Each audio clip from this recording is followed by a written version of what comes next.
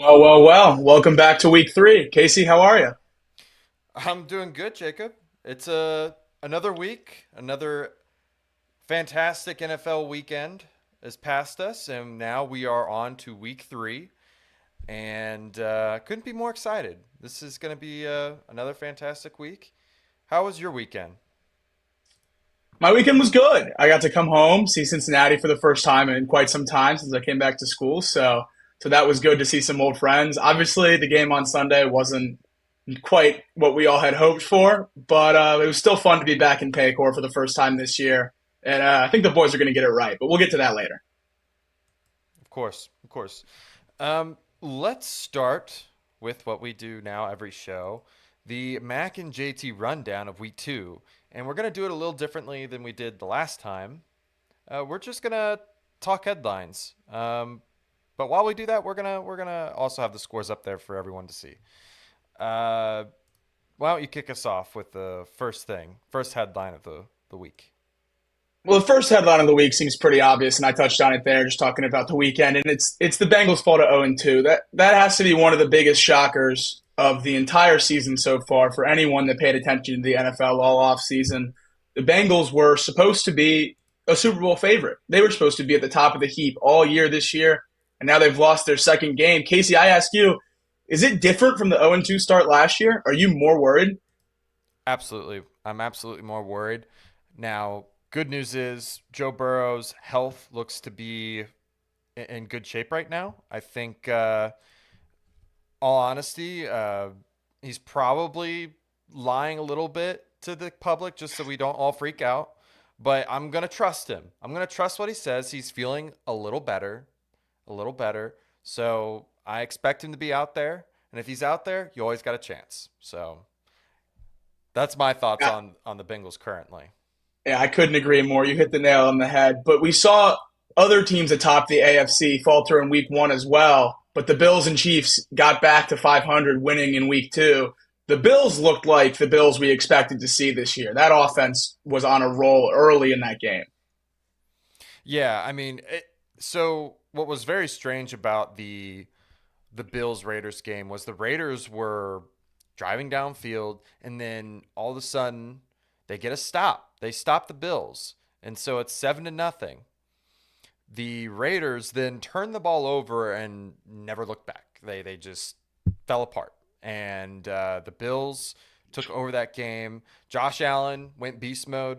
I mean, he was making throws that I was shocked. I didn't realize he had that in him. I mean, it was side throws, um, sidearm throws, and just the run game was also really dominant for the Bills. That was good to see for them. They really need a run game to get going to be a really dominant threat again in the AFC, and it looks like they've got it with James Cook. So The Chiefs, on the other hand, though they did get the win against the Jaguars, they did not impress. 17-9 in a game that we all kind of expected to be the game of the weekend was certainly underwhelming on my end. What did you think about that one? yeah, the weapons just didn't perform. Travis Kelsey was very quiet.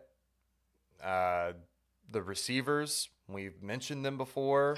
Last week did not perform well against well, 2 weeks ago did not perform well against the Lions. They really didn't perform great against the Jags either. That's a concern. I would be having a very close eye on the Chiefs and see if they can maybe figure it out down the line. I know they kind of start a little slow too, not as slow as the Bengals, but they have some hiccups and they try to figure things out early on in the season and then they just tear it up later on. I expect something very similar to happen with the Chiefs, but as of right now, as it stands, there's not a lot of proven talent, and that unproven talent, has proved to be not very effective at the very moment. Yeah, they might not be 0-2 like the Bengals are, but I certainly didn't have many of my questions answered this weekend that I had after week one against the Lions. Now, those teams have been underwhelming to start the year, but two teams that are just absolute shocks to me, the Falcons and the Commanders, sit at 2-0 after 2 weeks of the NFL season. Desmond Ritter and Sam Howell. What a start to their young NFL careers. Absolutely, absolutely, and I wonder who thought Desmond Ritter would be Oh, that was me.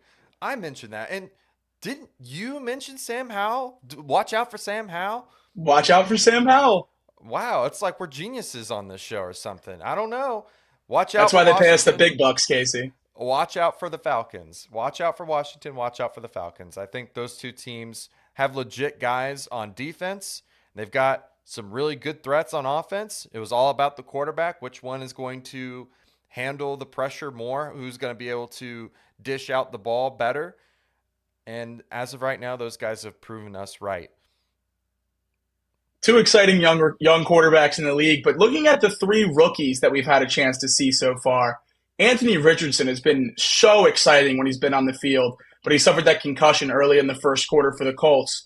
Obviously, without him, that team's going to be tough to watch. But if Anthony Richardson can get back on the field quickly, do you think the Colts could be an exciting team this year? Oh, I absolutely do. I absolutely do. I think Anthony Richardson, he is very dynamic, and I think he's shown that he can really operate Steichen's offense.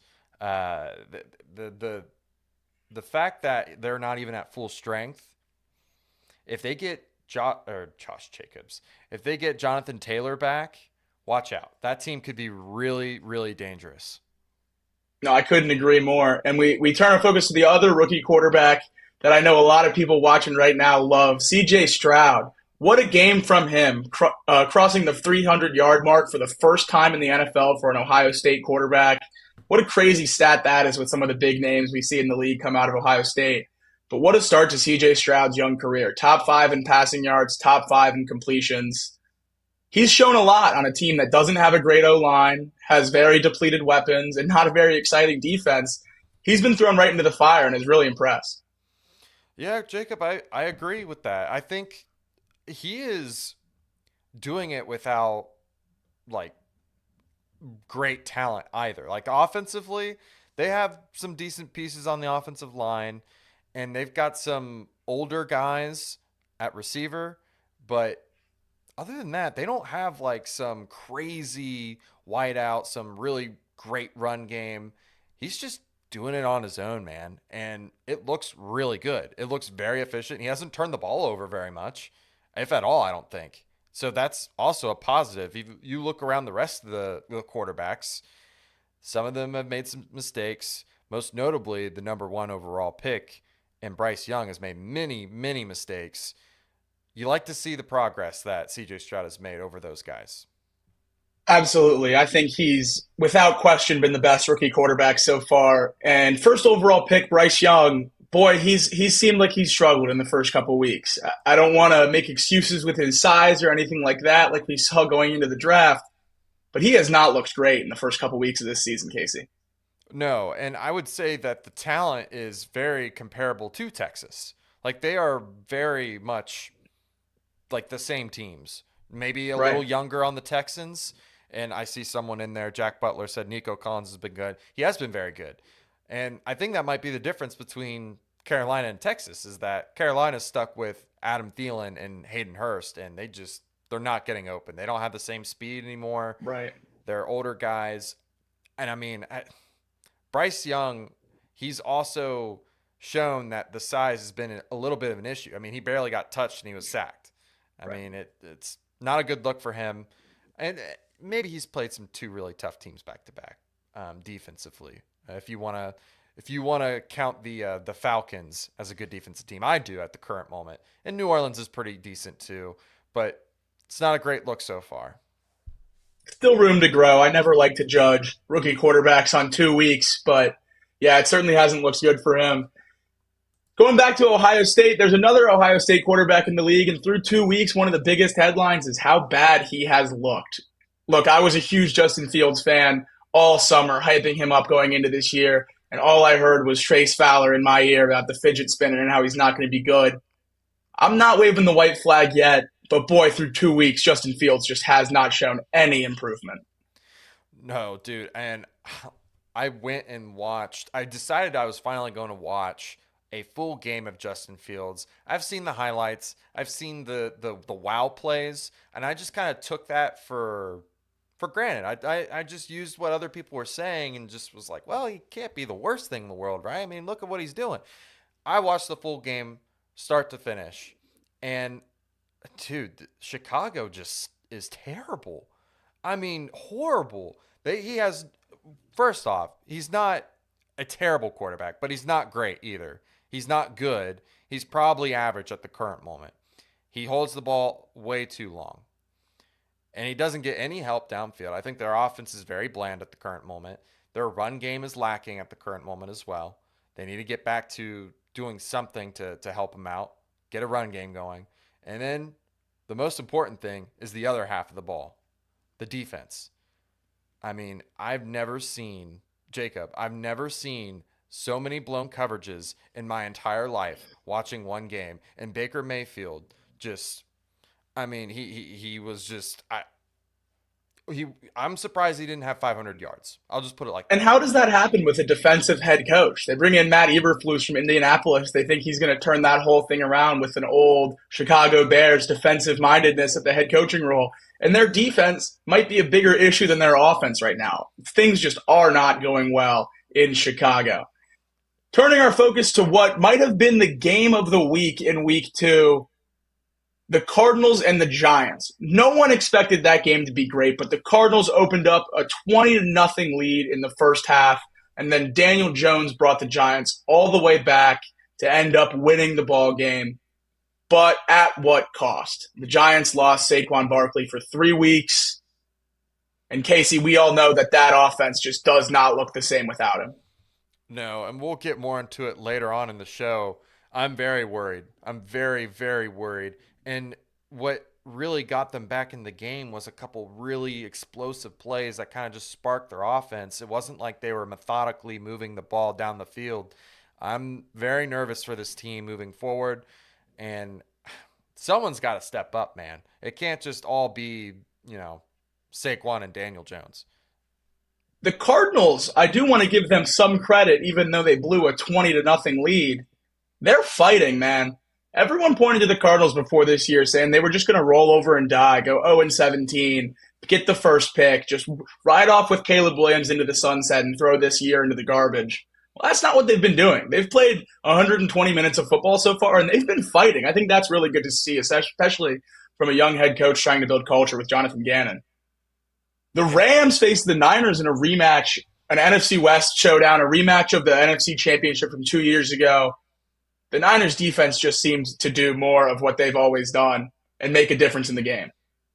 Yeah, I mean, if you just look at the stat sheet, the only difference is really turnovers, and they got more turnovers than the Rams did. Now, I do feel a little bad for the Rams. I think they were just a little unlucky, especially with the first turnover. I mean, it bounces off the guy's hands for an interception. You can't really fault that offense too much for that. Maybe you blame the receiver, whatever. And then Matthew Stafford did throw a really bad pick later on, but he's trying to get back in the ball game. Yeah, I mean, the two teams it was a really fun game to watch. I think the 49ers are just really good ball club. They put a lot of pressure on Matthew Stafford, and I think the Rams are a legit team. I think, if one or two plays bounce the other way, that game is not nearly as bad as it looks. I know it's 30-23 is what it says on here. It was really 30-20. They kick a field goal to cover. What a field goal. Sean McVay, aware of the spread, covers the 7.5 as time expires. There couldn't have been another reason to kick that field goal other than to cover the spread. That's the only sense it makes. Yeah, there's nothing other collusion, fishiness going on there. But, it was a good game, regardless of what the score says. I think the Rams have officially shown, whether you thought week one with Puka Nacua and Tutu Atwell was a fluke or not, doing it against the 49ers defense and staying in that game all the way to the end has proved that they're here and they're a real team, whether they have Cooper Kupp or not. Agreed. And by the way, just a little fun fantasy bit. I know a lot of people were on Puka Nacua. Don't sleep on Tutu Atwell. Don't do it. I've got him on my fantasy team. I think he could legitimately be, a receiver 2 flex guy for you all season long. I couldn't agree more. It seems like Matthew Stafford will make anyone that's out there on the field with him fantasy relevant. So I'll hitch my wagon to the Rams receivers as long as I can. Through week one, the clear best team in the league was the Cowboys with a 40 to nothing shutout of the Giants. And they kept the ball rolling in week two, and they had another convincing victory. Casey, are the Giants the Super Bowl, or are the Cowboys the Super Bowl favorites? Well, they're They've early. been playing really good football. They're early season favorites. Man, just they didn't play. They haven't played really good offenses yet. I mean, the Giants' offensive line is horrendous. The Jets, you already know how I feel about their offensive line, and look what's happened the first 2 weeks for them. I mean, they were down bad. It's just Zach Wilson's not a good quarterback. There's just so many factors to this thing. I know it looks like they're the most dominant defense right now, and rightfully so. They've definitely got the stats to back that up. The play on the field matches it. But I would love to see them play a team like the Miami Dolphins or some the Lions again or something to where I can definitively say that this team is for sure legit. I just You'll have get your some questions doubts. answered. You'll get your questions answered this week when they face the Arizona Cardinals. We just talked about how hard the Cardinals have been playing. No, but in all seriousness, in 2 weeks on October 8th, we have the Cowboys going to San Francisco to play the 49ers in a primetime game, and that is one I think every football fan should have circled on their schedule. Two elite teams in the NFC. You mentioned it there talking about the Cowboys, but boy, oh boy, that Dolphins offense with Tua Tagovailoa at the helm looks like the real deal. Yeah, Tua's the real deal, man. And it's not even just that he looked good against the Patriots. It's just their offense in general, man. McDaniels, is that right? His last name's McDaniels. Is Yep. just he's I don't want to say a genius, but he might be the next, you know, NFL head coach genius, the offensive guru, because he's been able to protect Tua. He's been able to run the ball very effectively, throw it all over the field, and man, they've got a good enough defense to complement it to where they can just hammer you. So I really love this team a lot. I'm looking forward to seeing how they progress throughout the season. Hopefully, all healthy. Yeah, we've said it every time we've talked about the Dolphins, and nothing could hold more true. Their season rests on Tua Tagovailoa staying on the field, and if he can't do that, they're as good as done. But as long as he's playing quarterback, they have a chance. Going on to the Monday night games, that Steelers defense looks really good. Everyone's talking about the Cowboys and how great the Cowboys look. I know I just asked if they're the Super Bowl favorites, but boy, that Steelers defense might be even better. They get no help from their offense, and they just single handedly win that game. Unbelievable game by TJ Watt and the rest of that club. Yeah, I mean, that's when TJ's on the field, they have a way, and I mean way above 500 record. It's like almost 700. I mean, ridiculous win percentage. And when he's not on the field, they have maybe one of the worst records in all of football. So he is a huge difference maker. We've got some highlights later on in the show to showcase that. And, he is already the leading sack leader for the Steelers. And we all know how dominant some of those defenses were back in the day, how dominant they were in recent memory. And he did it in like half the amount of time. I mean, the dude is just, he's legit. A ridiculously impressive stat, especially playing for an organization with that much history. But I was genuinely shocked to find out that the Steelers' sack record was in the 80s. I thought for a storied franchise with defensive players like that, that would have been well into the hundreds. But no, right in the low 80s. And TJ Watt's your record holder in Pittsburgh. But the main story out of that game was truly a gruesome video, an injury to Nick Chubb that's going to sideline him for the rest of the year. The Browns Yeah. went out and got Kareem Hunt today. They clearly don't have faith in Jerome Ford as a bell cow back. Do you think the two of them can lift the weight off of Deshaun Watson's shoulders and make that offense look okay without Nick Chubb? I mean, they're not going to fix Deshaun Watson if Chubb didn't do it.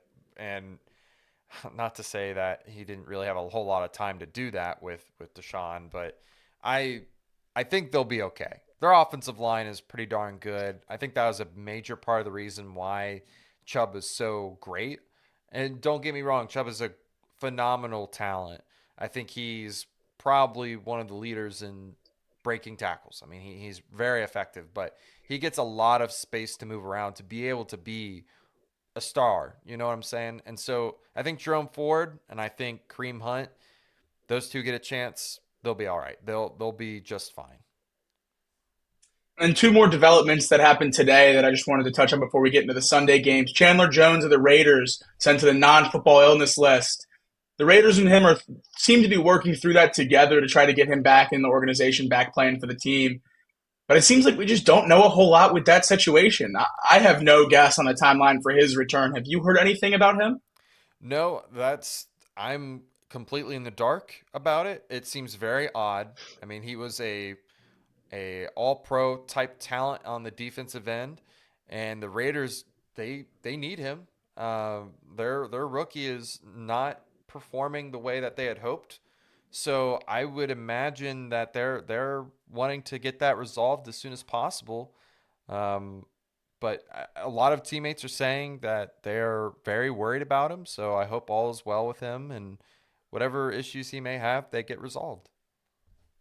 Yeah, no, couldn't agree more. Such a fun player to watch when he's out on the field. One of the best offensive players that I've seen in my lifetime, being only 21 years old. So definitely hope he can get back out on the field nearing the end of his career. The other move that happened right before we started here, Casey, Cam Akers traded to the Vikings. Now, my mind goes straight to fantasy football when a trade like that happens. I don't think him nor Alexander Madison are fantasy relevant anymore. But I think that is a big boost to the Vikings offense. Alexander Madison hasn't looked very explosive, has been fumbling the ball quite a bit. I know we're going to get into that later. But Cam Akers, I think, is going to be a good change of pace back and a good extra weapon in Minnesota. Yeah, and the opposite is true too with the Rams. They have Kyron Williams. Tyron Williams, and he was very effective when he had the ball in his hands. That's probably going to be a running back one type situation. I if you don't already have him, if he's not already picked up in your league, pick him up now. If Kyron Williams is available to be picked up in your league, I think you should probably get some new friends to play fantasy football with. That man scored two touchdowns and had almost 100 yards last week. He's been unbelievable when he's been getting some touches in Los Angeles. I think with Cam Akers gone, he'll definitely slide into that role without missing a beat. But to be fair, I expected the same thing out of Alexander Madison in Minnesota, and through 2 weeks, it did not look pretty. No, it did not. And we'll get into the Vikings later. I don't think he really had a fair chance to be the bell cow back, but I mean when when your team is giving up that many turnovers, I mean it's tough to run the football. So Well, that's an eventful week too, Casey. I think we covered everything that we wanted to cover before that. Let's move on to week three. Bengals are 0-2, so nothing better than putting that in the rearview mirror. No more talking about week two. On to week three in the first game, Falcons Lions. Your favorite team from last year against your favorite team from this year. Which way are you leaning?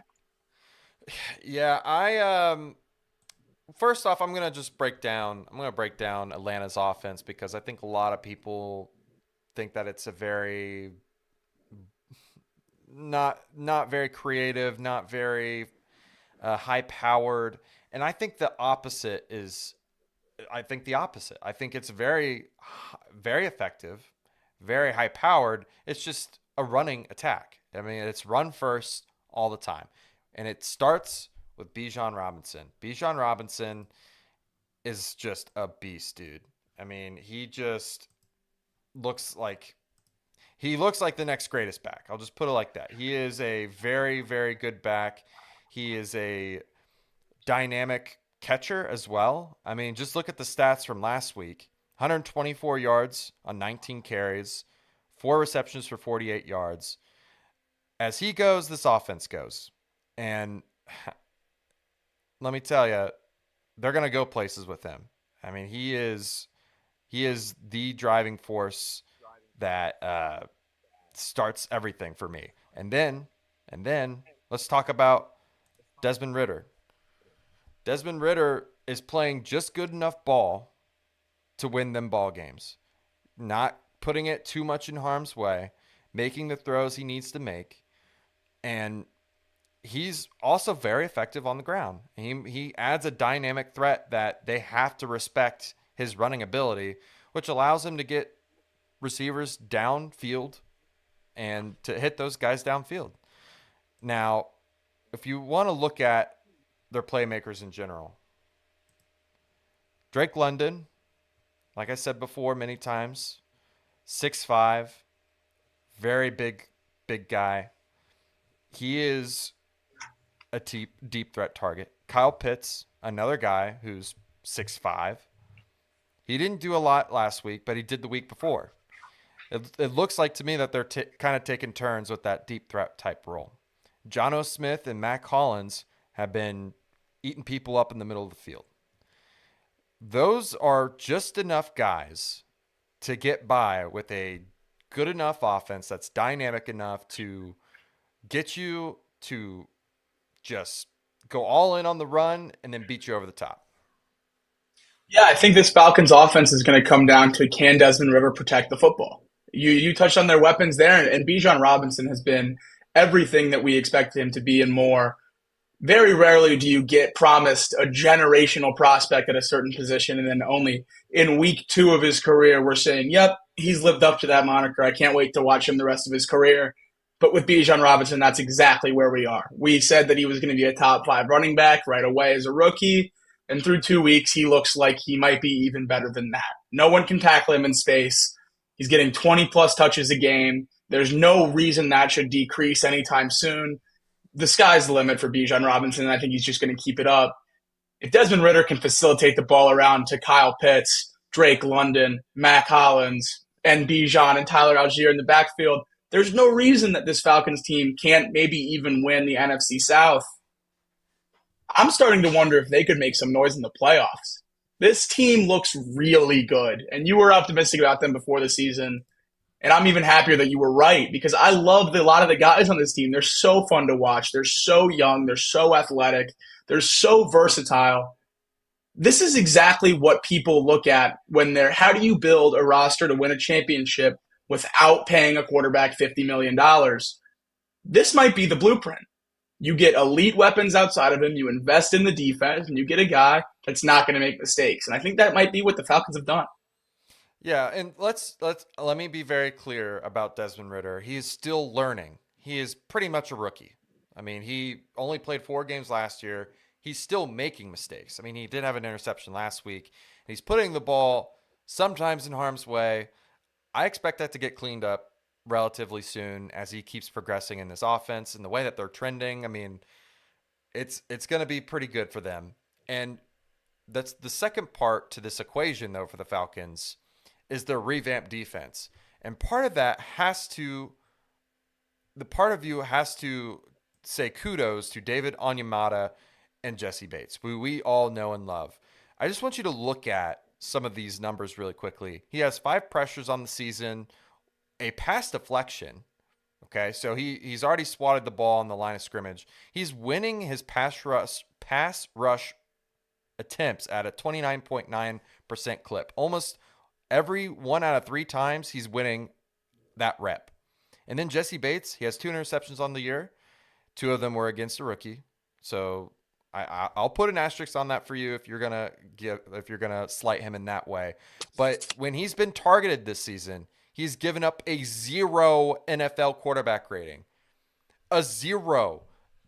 That is very hard to do in an NFL league where some of the greatest talents are out there. I mean, you just can't target Jesse Bates in this defense.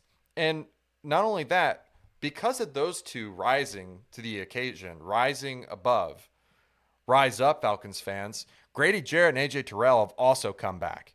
A.J. Terrell looks exactly like he did a couple years ago. Last year was a bit of a down year for him, but look at the numbers. He's already broke up the ball a couple times, given up a 54.6 NFL quarterback rating out of like 158. He's been a stud. Grady Jarrett, 7 pressures, a sack, a 20% win rate. I mean, this team is really coming together right now. I know they haven't faced great teams yet, like the Carolina Panthers, and maybe the Packers are still trying to figure it out. I'd love to see how they perform against a high-powered offense like the Lambs, the Lions that we're getting ready to talk about. You hit the nail on the head there with Onyemata and Bates, their two biggest offseason acquisitions, really playing great through the first 2 weeks and opening the door for AJ Terrell and Grady Jarrett. AJ Terrell and Grady Jarrett are those household names that we expect to see when we turn on Falcons football. Over the last couple of years, AJ Terrell has cemented himself as one of the top corners in the league, and Grady Jarrett's been one of the best interior pass rushers for I don't even know how long. Bringing in an extra guy to lift the weight off those shoulders, both in the secondary and on the close D line, has done wonders for their team. And you said you're putting an asterisk on Jesse Bates' 2 interceptions. Absolutely not. I'm vetoing that. You don't pick who you play. Jesse Bates played a rookie week 1. That's no fault of his own. And what did he do? He went out there in a new defense and a new system and picked the ball off twice to help his team win. It's no fluke that the Falcons are 2-0. That defense is legit, just like their offense. And now the team that they're playing, the Lions, we all know that their offense is exciting, but it got a little bit more exciting to me on Sunday when David Montgomery went down with an injury early in the game. I hate to be excited for injuries, and it luckily doesn't look like that Montgomery is going to be, like this is a serious injury for Montgomery or he's going to be sidelined too long. But Jahmyr Gibbs. Oh my gosh, Jahmyr Gibbs, what a game. 14 carries for 59 yards, tacked on 9 receptions for 57 yards as well. That is 23 touches for the rookie running back. 23 touches. That's unbelievable. And he produced with 116 yards. What more could you want out of a guy who took 12th overall? When I sat here and banged the table saying there's no way they don't give Jahmyr Gibbs the ball in week 1 because they took him so high. They're going to give him the ball every play. And then he stood on the sidelines. This is what I wanted. This is what I meant because I know what he can do when he has the ball in his hands. And he proved it on Sunday. Yeah, I mean, Jahmyr, I think he's got a lot of potential on this team. I think he's the most dynamic player that the Lions have, and I think he's probably should be regarded as the most dynamic player on the field in general for most teams. He's that good. He's able to run routes like a receiver, like a slot receiver. He's able to run the ball very effectively. I'm very excited for him to get more touches, and I think this is going to be the moment that the Lions realize, like, yeah, maybe we should be giving him, more than 25% of the touches. I mean, they gotta. I like David Montgomery, right? I like him as your grinder, but right now the ratio is like 80-20, and it's just not enough. Jahmyr Gibbs getting the number 1 touches this week against a Falcons team that's been pretty good, but they've got some issues on the edge. This is perfect for him because he's going to be able to take it outside and move the ball quite a bit. So I really like Jahmyr Gibbs, but the offensive line and in general is really good, and they make a lot of people look really good, including a guy like Jared Goff. And I have some doubts about Jared Goff. If he gets pressured enough, he seems to just kind of choke away, which makes me a little worried about their potential as an offense. When they play teams like the 49ers and the Eagles, I want to see how they perform then. But as of right now, I mean, we've seen a lot of work from Jared Goff. He plays like a top 10 quarterback when he's got that offensive line in front of him. I want to see him throw the ball to Jahmyr Gibbs like 10 times next week or this week. I want to see him just like, every time that he doesn't see someone open downfield, just give the ball to Jahmyr Gibbs because I guarantee you he's going to break one for at least 25 yards. At least. I agree. I think he can be something that really ignites that Lions offense. Jared Goff, to me, is one of the quarterbacks in the league that I am most comfortable with. And when I say that, I mean, I know exactly what I'm going to get out of Jared Goff every week. Now, I know he turned the ball over this week, but it was the first time in almost 400 pass attempts. Jared Goff's going to stand in the pocket. and he's going to deliver the ball to open playmakers, and he's going to work within the system of the offense that's presented to him. And if he gets pressure and if he gets off schedule, you're in trouble. As long as the Lions know that and their O line knows that, the Lions are going to be okay. I think Jared Goff is a perfect quarterback for this team. He's going to be able to get the ball to Amon-Ra St. Brown. People forget Jamison Williams is coming back. He's suspended for 6 games. They're getting another first-round pick, elite Power 5 weapon in that offense. I think this offense is going to take another step. We haven't even seen the final form yet. That I agree, but it all stems in my opinion. Now you might disagree with me, but I think it all stems on the protection. If Jared Goff is getting pressured more than 15 times a game, which is probably about average. I mean, like 10, 15 times is about average. If he's getting pressured more than that, he just bottles up, man. I I'm hoping that they just stay healthy on the offensive line. That's kind of my main point is I want this offensive line to stay together because I think this offense can really be dynamic if that's the case. And let's talk about, since we've kind of wrapped up the offense, let's talk a little bit about their defense. Aiden Hutchinson and who? Exactly. After Chauncey Gardner-Johnson tore his pec on Sunday and James Houston with an ankle injury headed to the IR as well, that defense, that was really, really bad last year and thought they had answered those questions coming into this year, those questions are back. CJ was supposed to be their big addition to shore up that secondary and bring that mean attitude, that championship pedigree from Philadelphia into Detroit. And through week 1, he did a great job. He had the whole stadium wearing ski masks. The energy on the defensive side of the ball was crazy. People were focused on the Lions. People were focused on him. And then you have that just horrible injury to your pec, and he's going to be out for the whole year. I don't really know what to expect from this Lions defense. Part of me hopes that last year can just point to youth and that this year, even with a very similar group, they're going to end up being better. But I just don't know anymore. I'm really worried about this Lions back end. Yeah, I mean, I am a little nervous about their defensive back end. The secondary is the one thing that they did was they got guys like Cameron Sutton, I believe, and then there's another corner. I can't think off the top of my head right now. I wish I was better prepared for that, but they might be a little better than last year at least because they have more just higher end base guys.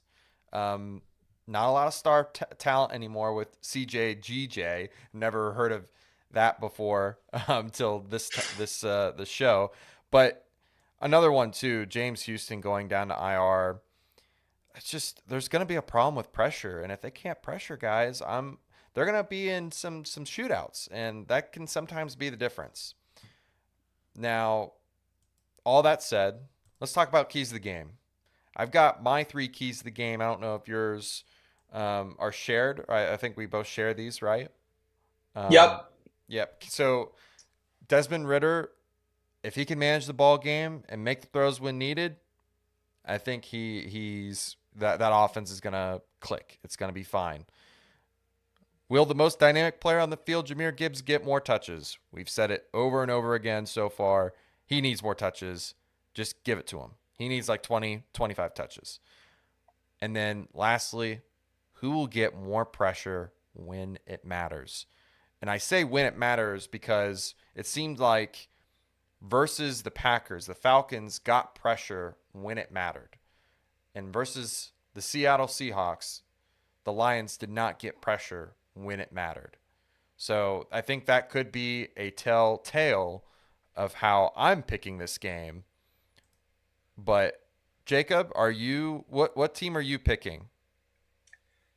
I'm going to pick the Falcons, and it's for all the reasons that I laid out about the Lions defense. I really just don't feel comfortable hitching my wagon to the Lions with such a banged up group than what we've seen in the first 2 weeks. And I really do just think the Falcons are starting to figure it out, and they're going to be able to just pound the ball and really just wear down the Detroit Lions and win this football game. Yeah, I mean, same thoughts. I think that they're probably the better run team at the current moment. I think they have a little bit more talent on defense. I think they're just a little they're a step above in every department except for the quarterback. And I think the quarterback to me is it could be a bit of a fraudulent ranking in my opinion. So I've got the Falcons, the underdog. I think they're in Detroit, but um, I've got the Falcons. So let's go ahead and move on to Chargers versus Vikings. What are your thoughts on this game? Probably the best game of the week on paper, but both of these teams are 0 and 2. I think if we looked at this schedule before the season started, we would have never thought four losses would have been happened already between these two teams. Boy, that Chargers offense without Austin Eckler last week, that run game was non-existent. Absolutely nothing from Josh Kelly, absolutely no push from the O-line. Justin Herbert was on his own. Yeah, I mean Justin Herbert. I it's hard to tell if it's just offensive scheming or if it's him just not showing up big in big moments. I have a clip here of Justin Herbert in the final moments in overtime, and it just seems like, you know, he's trying to go for the big play.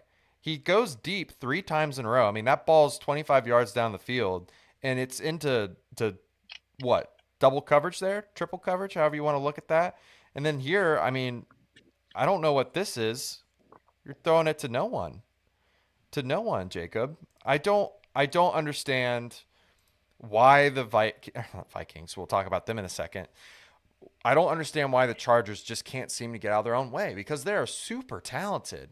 Even without Austin Eckler, they should have been able to win that ball game. Pretty sounded. And they just on offense, it might not be because of the offense. I'll start with that. It might be more because of the defense. Their defense is very suspect, if you ask me. The secondary might not be all the way back. Like the guys in the secondary, let me just list them. J.C. Jackson, injury prone. Derwin James, injury prone. Asante Samuel Jr., injury prone. All these guys just have not meshed well yet together. And on top of that, the Chargers defense, they are very undisciplined. And what I mean by that is they cause critical penalties when it matters most. They will cause a penalty to extend a drive on third down that leads into a touchdown drive or leads into a field goal try. And it's happened 6 times in 2 weeks, Jacob. 6 times they have caused a penalty on third down or second down, whatever, that's either given the other team extremely good field position or extended a drive that led into either a touchdown or a field goal that then put them behind. Can you imagine that? 6 times already this season, they've already been behind the 8 ball because of a penalty. Yeah, that's an unbelievable stat. And you like to point to coaching for stats like that. You think that's a culture issue. That's an organizational issue. But the Chargers have made changes from coaches to coaches, quarterbacks to quarterbacks, eras to eras, and this seems to be an issue that stays prevalent in San Diego and now LA. That Chargers organization just cannot get out of their own way, no matter how you slice it. I see in the chat here people saying Brandon Staley's a horrible coach. At some point, I'm going to have to agree with you. I've been defending Brandon Staley for years. I think he was a great football mind. When they hired him, I thought he was going to be a great coach. At some point, he just has not delivered, and it's time to cut him loose. And they hired a new offensive coordinator this year. They went and got Kellen Moore from the Cowboys, and we thought that was going to make a difference with the play calling on offense. But it still just looks the same to me. And it's just 1 week with a healthy Austin Eckler, and even then he was banged up towards the end of the game. So I do want to give Kellen Moore a fair shot with the weapons he was promised and the weapons he prepared for. But I'm worried that it might just be Justin Herbert. How many coaches, how many offenses can you throw his way? And at some point, he just can't get the job done when it matters. He'll throw for 500 yards in the first 55 minutes of the game, and then in 5 minutes when it comes to crunch time, when it's time for good quarterbacks to win and bad quarterbacks to go home, he's usually going home. But he has these gaudy numbers, and he's at the top of every list at the end of the year. So when the next season rolls around, oh boy, watch out for the Chargers. We hear the same thing every year. I'm done with the Chargers. I'm not talking about the Chargers as a contender anymore. I'm officially done with the Chargers. And if they lose this weekend to the Vikings, I'm really done with the Chargers. Yeah, when the going gets tough, the tough get going, and Justin Herbert does not. He just it's 2 weeks now in a row where he's had the ball in an overtime or a chance for him to win a ball game or to tie it, and he's not shown up. He's not been good. But they play a team that has not been good either, in the Vikings, and I actually have a little clip to just kind of just show people how bad the Vikings have been, whether you want to attribute it to luck or just how poorly this team actually plays.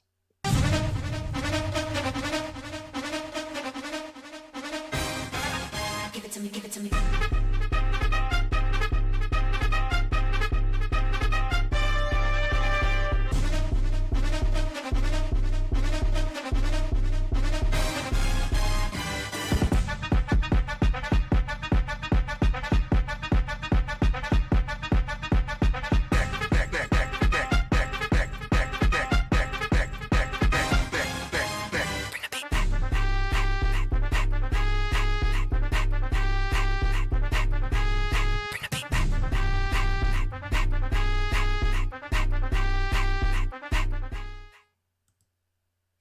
They can't hold on to the ball. They can't. No, hold they on to the cannot. ball.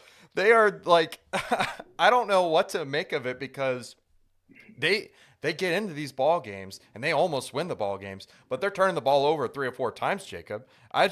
How can they do that? How can that sustain? I mean, eventually they're going to figure it out, right? With a turnover compilation that long, you'd expect this season to be halfway over, maybe talking about playoff seeding. We're in week 3, Casey. At this rate, the Vikings turnover compilation, when we're talking about the playoffs, is going to be the whole show. I mean, it's unbelievable. I can't believe it. And this is the difference between the Vikings last year and what we've already seen the Vikings this year to be. When you win that many one-score games and you have that many comebacks and that many overtime wins, it's because you're not making mistakes. It's because you have no room for error and you're dancing on that thin line and you're getting out of there with wins. Well, this year, the Vikings have swung the other way. They're making every mistake they didn't make last year. They're losing every one-score game. They're losing every coin flip ball. It seems like karma's coming back on the Vikings after last season. Yeah, and, despite that, they have one of the most dominant offenses in all of football, and it starts with Justin Jefferson. I mean, the dude, I think is he leading? Is he leading? He might be leading. Yeah, he's leading in receptions and yards, or not receptions, but yards for sure. I mean, he holds on to that ball. I think they beat the Eagles. Let's just get that out the way. That one turnover last week was detrimental to them. Now, they have really bad luck this year. Last year, they had extremely good luck, just like you said. The pendulum has swung back around to where they are struggling, but I just can't see how this continues. Like, they can't be giving up the ball 4 times a game. Like, that is record breaking, like unheard of for even the worst teams. So I think they're going to be good eventually. I just don't know when they figure it out. Maybe they start handing the ball off to Cam Akers. Don't really know if that matters all too much, Jacob. I mean, the reason why Madison didn't really handle the ball much was because they're getting down so big in these games. I mean, it was 7-27 because of these turnovers. If they don't turn the ball over, and I know he fumbled it once, but come on, like, what are we doing? Like, I don't feel like they gave Madison a fair shot, but hey, who am I to sit here and blame a team that wants to try to get better and they get a guy in Cam Akers who I guess isn't turnover prone, probably. I hope so.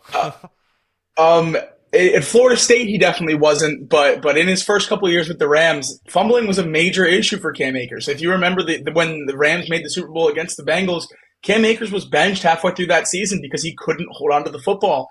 And that's part of why this move confuses me even more.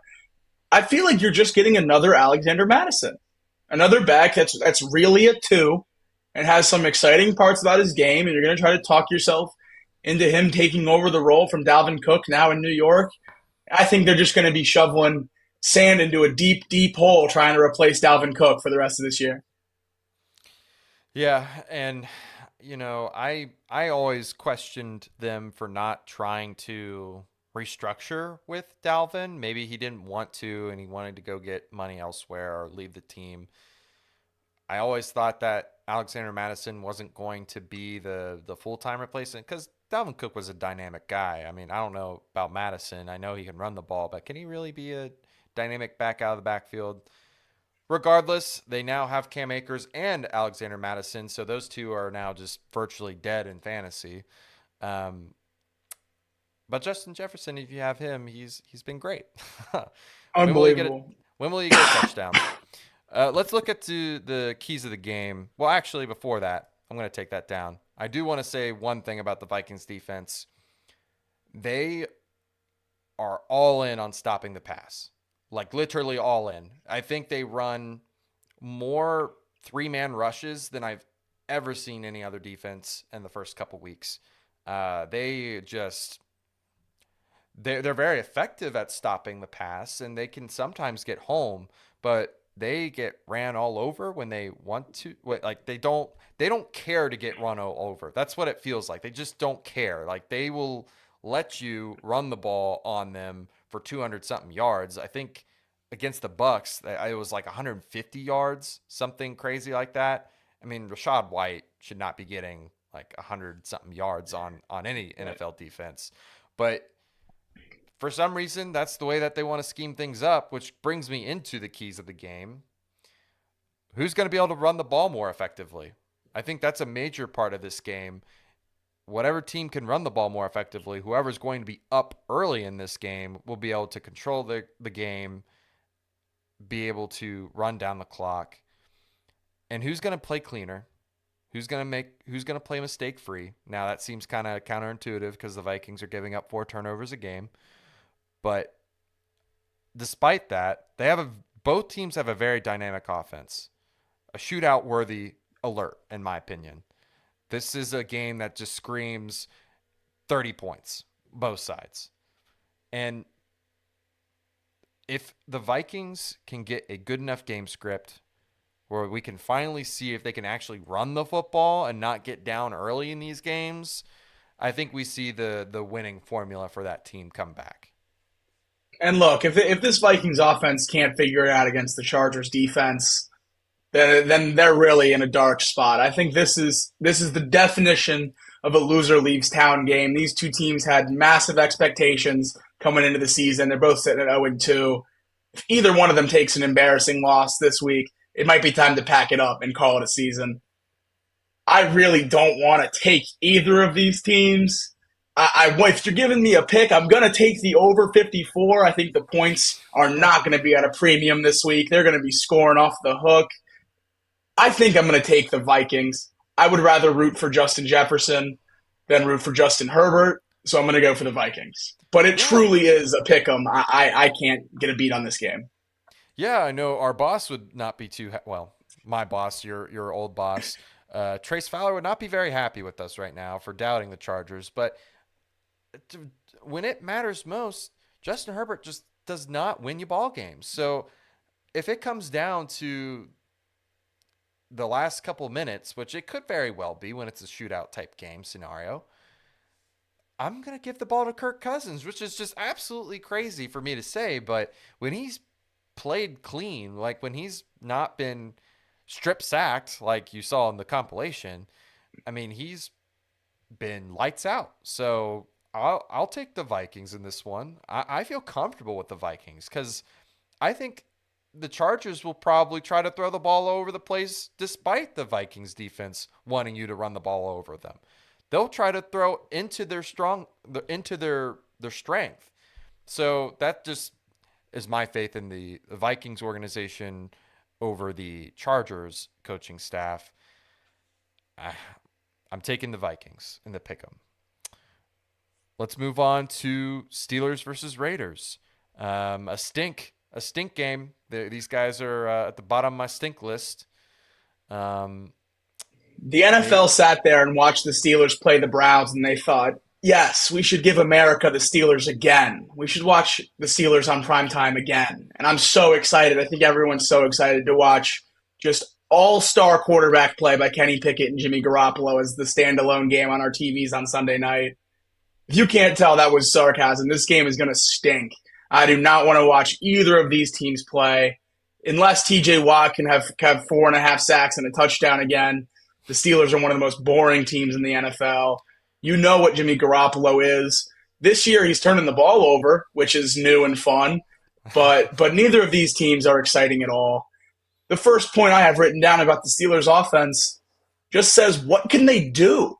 What are they good at? Najee Harris looks nothing like Najee Harris that I saw here at Alabama or saw his rookie year in Pittsburgh. He looks slow. He's not seeing the holes. He's avoiding contact. 16 carries for 74 yards. He's just a this comical season. stat line. This That's season. the season? That's this season. That's ridiculous. And that's why you see Jalen Warren getting so many carries, because he's without a question more explosive and a better running back right now than Najee Harris, which is just ridiculous. And by the way, I didn't even add his receiving stats because they're pointless. Like, he has 4 catches for like 2 yards. It's bad. It's really bad. I don't know why it's bad, but it just is. It's bad right now. And they played 2 really. Let me hang on. Hands up. Saying the Browns are a really good defense. I'm on that boat right now. I think they're a pretty good defense. So I think he's played 2 really tough defensive lines to start. And they've got a pretty young offensive line there in the Steelers. So I'm not completely out, but I'm like, my foot is out the boat. Like, I'm getting ready to jump out the boat. I think this boat is sinking. I'm right there with you. The Steelers, I don't know what they can do. I think what they can do, Jacob, is just throw the ball deep to George Pickens and just hope that he catches the ball before he just pushes a cornerback down and causes a PI on the offense.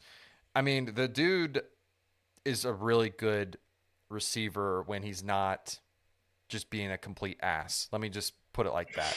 He literally will cause PIs on the offense at a insane rate. But when he's catching the ball deep down the field and scoring for you, I mean, that's, I guess, somewhat of an offense. Yeah, George Pickens seems like the lone bright spot, I would say, on that offense this year. He's a very exciting player. He seems to be like a lot of these young receivers coming into the league that just love to stretch the field deep. Seems like he runs nothing but go routes. I love watching George Pickens play, but they don't get him the ball. He only has 9 catches this year. I can't believe how little Kenny Pickett throws him the ball with how few other weapons they have around him. Pat Freiermuth is probably their best receiving option outside of him with Deontay Johnson hurt. I think George Pickens needs to be catching the ball much more, especially with how their rushing attack has looked virtually non-existent. Yeah, Lure Up says, kid-friendly show, ass Pickens. That sounds stinky. It does. And Matt Canada, I know we're going to talk about that in a second. I agree with you, Jacob. They need to get more of an offensive passing game going. I just don't like. Pickett is just not good either, though. I mean, they just are struggling right now. And I think a lot of it has to do with Matt Canada's style, and his play calling has not been great. I see that Jack Butler wants him to stay in Pittsburgh forever. As Bengals fans, I think we can all agree with that. I think we all want him to stay in Pittsburgh and just stink it up. But at some point, there's got to be some changes. They got to do something. Yeah, it seems like they clearly don't trust Kenny Pickett to play quarterback. I mean, they have him run very structured plays, a lot of runs, not a whole lot deep. It seems like they don't have a whole lot of faith in letting Kenny Pickett really cook in that offense. And at some point, you've made your bed and you have to sleep in it. You drafted Kenny Pickett 20th overall. He's going to play quarterback for your team for at least 2 more years. You have to just let him go. You have to see what you have. You have to let him off the hook and see what he can do with these weapons that you have and the bad O line that you have, and really just see what happens. Matt Canada needs to take the shot collar off and really let Kenny Pickett loose and let Kenny Pickett play football, because I don't think Kenny Pickett is good, but I think he's better than what we've seen. I sure hope so. I mean, for all the hype that he was getting in the preseason, I mean, you just can't listen to anything if that ends up being not the case. Uh, there is one thing, though, one bright spot, and we've already talked about it a little bit. TJ Watt, man. I mean, he broke their all time sack record for the Steelers. He is phenomenal. I mean, I wish the Bengals could get a guy like this. I mean, I know he didn't make the sack there, but he picks that ball up and he outruns everyone for a touchdown. And he's a game wrecker, man. He's a game wrecker. He is a difference maker. And, you know, we've gone against him many, many, many times. And yes, I get frustrated with him because he's so good. But you got to give him respect. He's a dog. And I implore all you Bengals fans to at least give him some props. Except for when he tried to, maul Joe Burrow on that one interception last year. That was not cool. But other than that, he's been a pretty amazing athlete.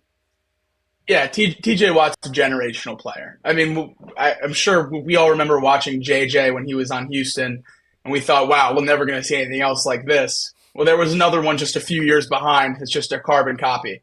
JJ Watt won 3 Defensive Player of the Years in Houston. TJ Watt might do the exact same thing. I mean, he's absolutely unbelievable in Pittsburgh, an echelon of his own. I think him, Aaron Donald, and Myles Garrett are playing a completely different sport than any other player in the league on the defensive front. Micah Parsons looking to get into that category with another great year this year, but I digress. Those players are in a category of their own, and even as a rival of the Steelers, and really dreads playing the Steelers because of what TJ Watt can do on the defensive front, it's important to take a step back and, as football fans, recognize what we're seeing here. TJ Watt is absolutely unbelievable, and if he's playing a game like Sunday night, I joke about not watching Steelers Raiders, but when TJ Watt's on your TV, you should watch TJ Watt play. He's absolutely unreal, and he makes a difference in every game. There's not many defensive players that can truly move the needle in every game to help your team win. TJ Watt is one of the few that does that. Yeah, I agree with that. And let's move on to the Raiders, unless you have anything else left about Steelers defense, because I The mean, one the one question I had about the Steelers defense was if Minkah Fitzpatrick misses an extended period of time, a game or two, whatever that might look like, that's the one big name that you're comfortable with in their secondary. What does that defense look like if you don't have to worry about Minka at safety? Are you going to be able to really let it loose on that defense? Joey Porter has looked questionable at best as a rookie corner playing in that system. Leave their corners outside alone a lot. Without Minka over the top, I'm worried about that secondary, and it makes me a little bit excited. yeah, that can lead to a lot of busted coverages when you got a young secondary and an unproven secondary. But Jacob, they play the Raiders, and the best way I would describe the Raiders is below average in everything, which is it sounds mean, but they just are for some reason. They're not good at anything. Like they're okay at everything, and then they can get really bad at everything very quickly. Devonte Adams is a perfect example of this right now. He gets hurt during the Buffalo Bills game, and that offense just becomes non-existent. They just have nothing. They have nothing, which is crazy because they also have a dynamic threat in Josh Jacobs, who had, I see that you have written here, 2 yards. Two Negative two yards, yards. negative two Negative two yards. rushing yards. That's insane. That is crazy. This Raiders offense was at least dynamic and had two great playmakers that you had to account for, which made it dynamic. all you need is a quarterback that can really dish it out, and it's just not happening, man. It's just not working.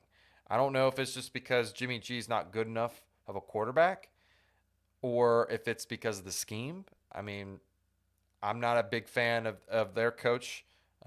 He was, I can't remember his name off the top of my head, but Josh McDaniels, the yeah, old Patriots offensive coordinator. correct. Josh McDaniels, he has not really proven anything to me as a head coach. He's always struggled a lot as a head coach. And then their defense, man, they're also just like there.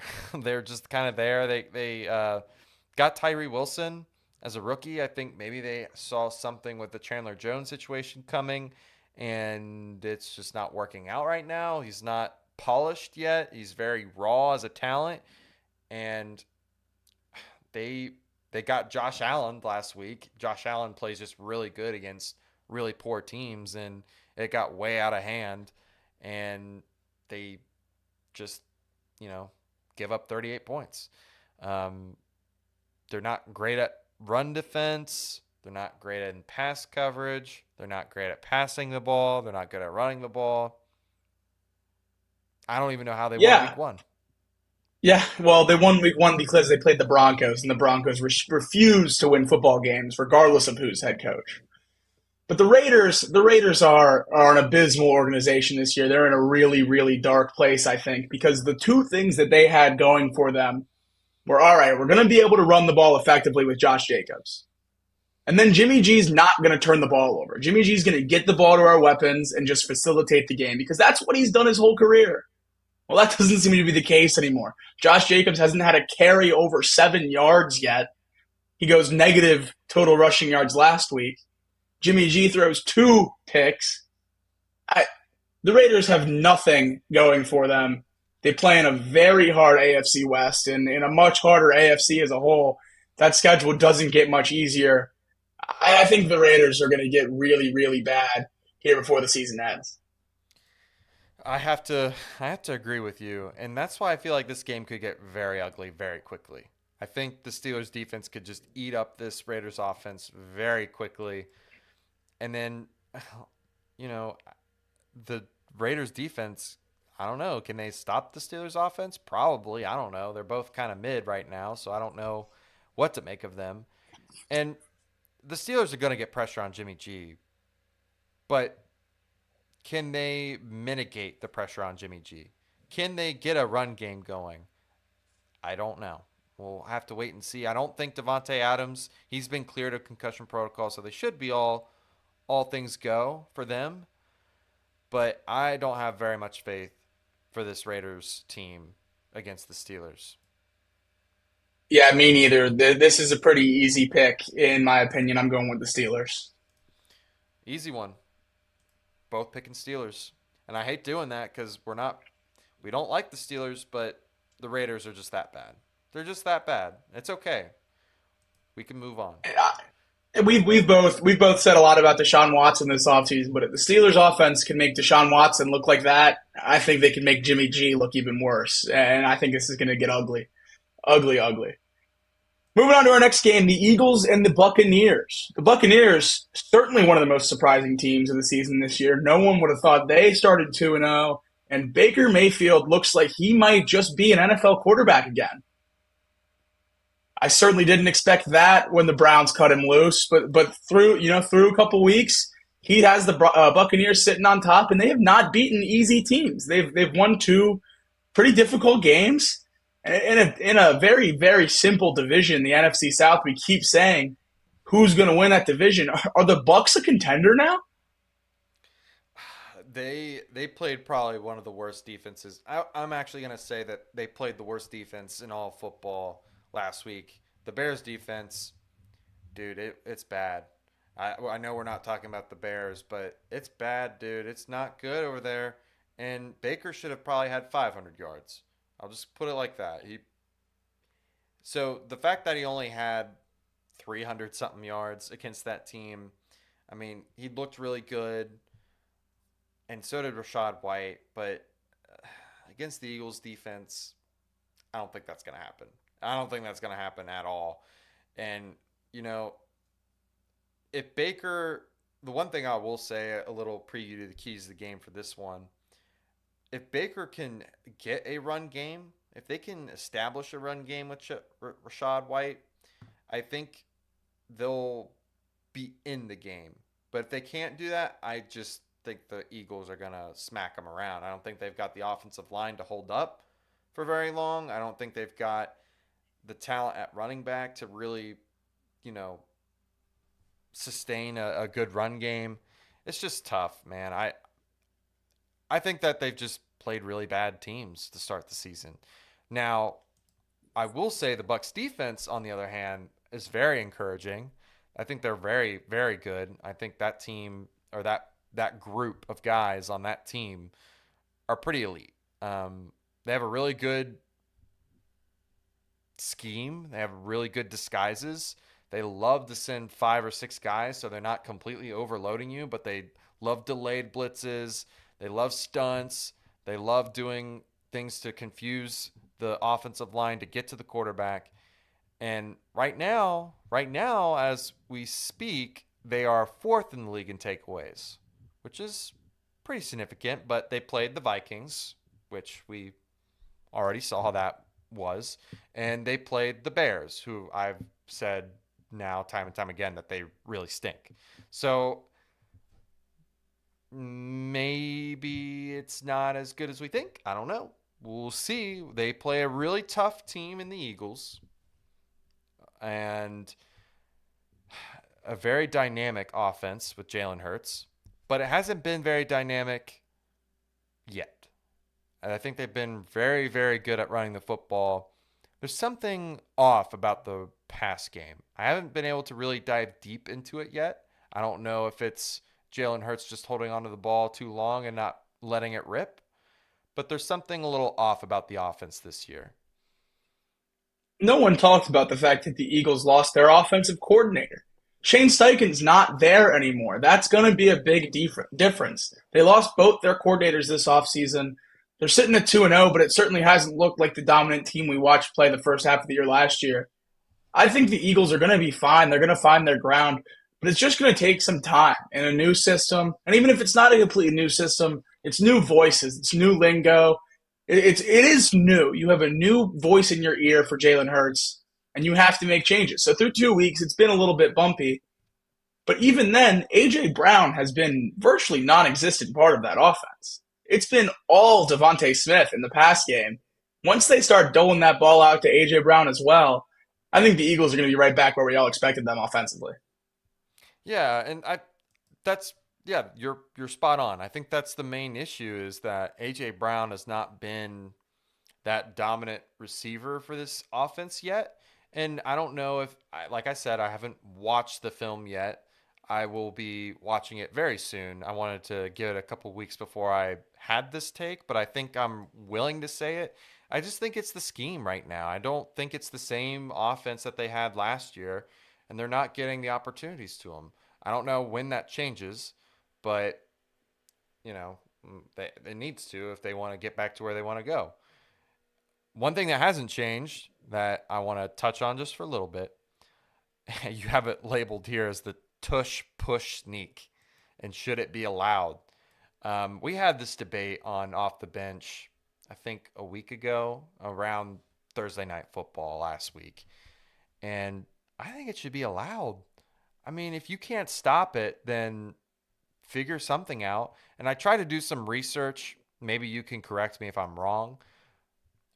But if a defender on the defensive line, if they get pushed from a linebacker, it's not a penalty, right? Like that's not correct. So that doesn't work for me. If you know, like they telegraph that they're gonna do it, they get really bunched up. If you know it's coming, do it yourselves. Push a guy to disrupt this attack, to disrupt this play, and stop it. Yeah, I certainly disagree with that. I don't think you're even playing football at that point. You're playing rugby. This is not a football play in any sense of the word. There's no collision. It's you're pushing bodies against each other, trying to just move a pile for a yard. That's not football. Let's line up. Let's hit each other. Let's play football. Until a couple of years ago, it wasn't legal anyway, and then they made it legal and they changed the rule to the chop blocks from the linemen, which, by the way, the Eagles still do on their quarterback sneak. Their tackles and guards still cut the linemen, which is not legal by NFL rulebook, and their running back pushes from the back, which I think should be an immediate flag. I think that's just absolutely ridiculous. It's not allowed in college. I don't know why it's allowed in the NFL. Yeah, I think it's a pretty open and shut case, in my opinion. Okay, well, I'm always willing to change my opinion on stuff like that. To me, it's about who is going to outstrong the other person. And maybe I'm looking at it. I haven't like studied the play at all. I just know that the offensive line get real low. They pretty much go for the knees, right? And Yep. they kind of bear crawl a little bit, and then they just make enough room just like that to get the quarterback the 1 yard that they need. I mean, maybe I hate to say it, but maybe it takes the defensive line to just put their helmet right into their back, and they'll stop doing that. I don't know. Like maybe that's the simple solution is to make them pay for doing something like that. But I digress. Maybe I haven't had a firm opinion on it yet. I'm flip flopping quite a bit on it. We'll move on. I think it's a very controversial play. I think it's genuinely unstoppable. You Well, think it's if you do it with, unstoppable? I think it is genuinely unstoppable. With NFL offensive linemen cutting the defensive lineman and being pushed from the back by a running back, I think it's an unstoppable play. You say you know that they're going to go for it because they line up in that quarterback sneak formation. Absolutely true. But there's still a snap count. The offensive line and the offensive players know when to go, and the defense is waiting on a movement. So they get that, quarter, third of a second head start, which when you're trying to get an inch or a yard, that's the whole play. Yeah, I just think it's a completely unstoppable play for the offense. And as a lifelong defensive lineman, I want it out of the game. I see. I see. Well, yeah. I mean, until they do something about it, they're going to continue to do it. Um, and that's a good That's the point. perfect point, though. As long as the NFL keeps it legal, round of applause to the Eagles for doing it. Why doesn't all 32 teams do it? There should never be a third and one or fourth and one that isn't gotten. The Eagles have given you the blueprint. Line up for a quarterback sneak, cut the D line, push from the back, and get the yard. Everyone in the league should be able to do that. I don't know why more teams don't, as long as it's legal. Yeah. I mean, you're right. And if more teams did it, it'd probably get banned. Exactly. Now, the Eagles don't just have a really good offense, they've got a really good defense. And it's a team that is just, when I watch them, they get home with four more than any other team I've ever seen. It just feels like they get enough pressure and they're comfortable with the pressure that they get with just four guys. Jalen Carter and I'm blanking Jordan on them. Davis. Jordan Davis, Harold Landry. I think it's Harold Landry, or am I? He's a Titan. Oh, Fletcher Cox, Brandon Graham. yeah, yeah. Those guys, they're comfortable with rushing four, and they get to the quarterback enough to where their coverage can have seven guys in the backfield, and that's good enough for them. Now, when it doesn't get home, the coverage gets exposed quite a bit. I think they really need James Bradbury back in their backfield. And maybe they played the Vikings, so I don't have enough data to really suggest this. But that is one thing that if a team can get by with stopping their four-man rush, their pass rush, they will be able to move the ball in this Eagles defense until they decide to start sending guys left and right, 5, 6 guys to go after the quarterback. I think the blueprint is to beat them that way, right? If they can stop four guys, they can they can beat the Eagles. Now, the Eagles have answers if you do that, like I said, and they'll probably beat you anyways with the pass rush that they have because they just get home a lot. The interior guys, Carter and Davis, are some of the most just disruptive, dynamic defensive tackle, nose tackle duo I've ever seen. Yeah, I mean the fact that Jalen Carter fell to the Eagles in this past draft is absolute malpractice by the rest of the NFL. And look, I know he had the off the field issues going into the draft season, and that caused him to fall down the board, and the Eagles swiped him up.